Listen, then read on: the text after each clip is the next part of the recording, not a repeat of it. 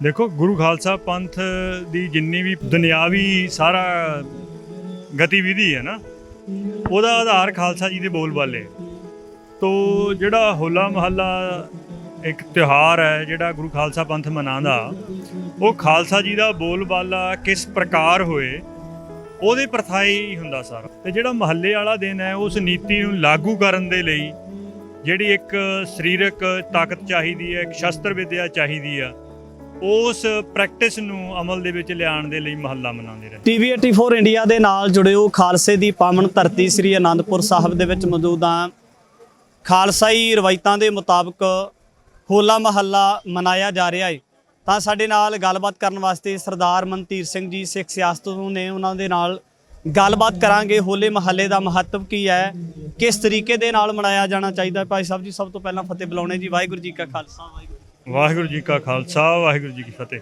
ਭਾਈ ਸਾਹਿਬ ਜੀ, ਜੇ ਦੇਖੀਏ ਤਾਂ ਮੌਜੂਦਾ ਸਮੇਂ ਦੇ ਵਿੱਚ ਹੋਲਾ ਮਹੱਲਾ ਸਿੱਖ ਸੰਗਤ ਦੇ ਵੱਲੋਂ ਬੜੇ ਉਤਸ਼ਾਹ ਦੇ ਨਾਲ ਮਨਾਇਆ ਜਾ ਰਿਹਾ ਸ੍ਰੀ ਅਨੰਦਪੁਰ ਸਾਹਿਬ ਦੇ ਵਿੱਚ ਆ ਕੇ। ਤਾਂ ਵੱਖ-ਵੱਖ ਤਰੀਕੇ ਨੇ ਮਨਾਉਣ ਦੇ, ਤਾਂ ਅਸਲ ਵਿੱਚ ਜਿਹੜਾ ਗੁਰੂ ਸਾਹਿਬਾਨ ਜੀ ਵੱਲੋਂ ਦਿੱਤਾ ਹੋਇਆ ਹੁਕਮ ਹੈ ਖਾਲਸੇ ਦੇ ਵੱਲੋਂ, ਖਾਲਸੇ ਨੇ ਜਿਹੜਾ ਹੋਲਾ ਮਹੱਲਾ ਅਸਲ ਦੇ ਵਿੱਚ ਮਨਾਉਣਾ, ਹੋਲਾ ਮਹੱਲਾ ਖੇਡਿਆ ਜਾਣਾ, ਕਿਸ ਤਰੀਕੇ ਦਾ ਗੁਰੂ ਪਾਤਸ਼ਾਹ ਮਹਾਰਾਜ ਜੀ ਵੱਲੋਂ ਦਿੱਤਾ ਹੋਇਆ ਸੰਦੇਸ਼ ਹੈ।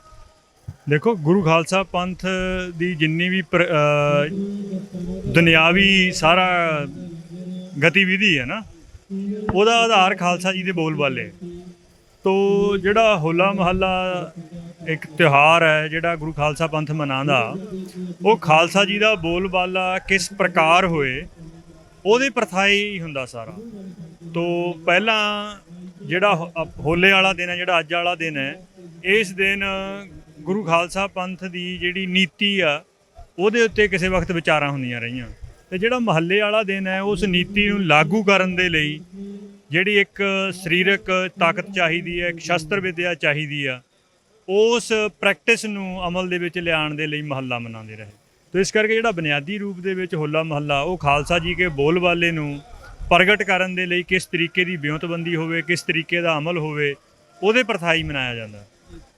ਕੁਝ ਅਸੀਂ ਦੇਖ ਸਕਦੇ ਹਾਂ ਕਿ ਇੱਥੇ ਸੰਗਤਾਂ ਆਉਂਦੀਆਂ ਨੇ ਜਾਂ ਕੁਝ ਉਹਨਾਂ ਦੇ ਵਿੱਚ ਲੋਕ ਆਉਂਦੇ ਨੇ, ਇਸ ਤਰ੍ਹਾਂ ਦੇ ਨੌਜਵਾਨ ਆਉਂਦੇ ਨੇ ਜਿਹੜੇ ਇੱਕ ਦੂਜੇ ਦੇ ਉੱਪਰ ਰੰਗ ਸੁੱਟਦੇ ਨੇ। ਕੀ ਇਹ ਰੰਗ ਸੁੱਟਣਾ ਜਾਂ ਇੱਕ ਦੂਜੇ ਦੇ ਉੱਪਰ ਇਸ ਤਰੀਕੇ ਦਾ ਵਰਤਾਓ ਕਰਨਾ, ਕੀ ਇਹਨੂੰ ਕੀ ਮੰਨਿਆ ਜਾਵੇ ਫਿਰ? ਦੇਖੋ ਇਤਿਹਾਸ ਲਗਾਤਾਰ ਇੱਕ ਸਰਕਲ 'ਚ ਘੁੰਮਦਾ ਰਹਿੰਦਾ।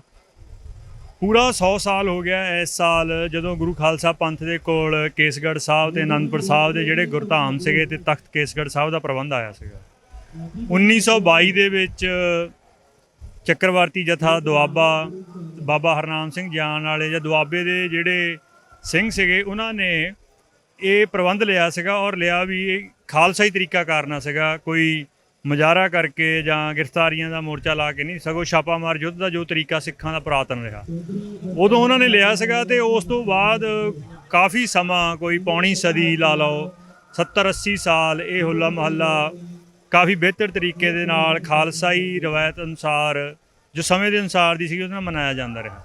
ਪਰ ਹੁਣ ਮੈਂ ਇਹ ਦੇਖਦਾ ਕਿ ਪਿਛਲੇ ਕੋਈ 10-15 ਸਾਲ ਤੋਂ ਗਿਣਤੀ ਬੇਸ਼ੱਕ ਵੱਧ ਰਹੀ ਆ, ਪਰ ਗੁਣਵੱਤਾ ਦੇ ਤੌਰ ਦੇ ਉੱਤੇ ਇਹ ਖਾਲਸਾਈ ਤਿਉਹਾਰ ਦੇ ਤੌਰ 'ਤੇ ਆਮ ਸੰਗਤਾਂ ਦੇ ਮੇਲੇ ਵਾਂਗੂ ਹੀ ਥੋੜ੍ਹਾ ਬਹੁਤਾ ਬਣਦਾ ਜਾ ਰਿਹਾ।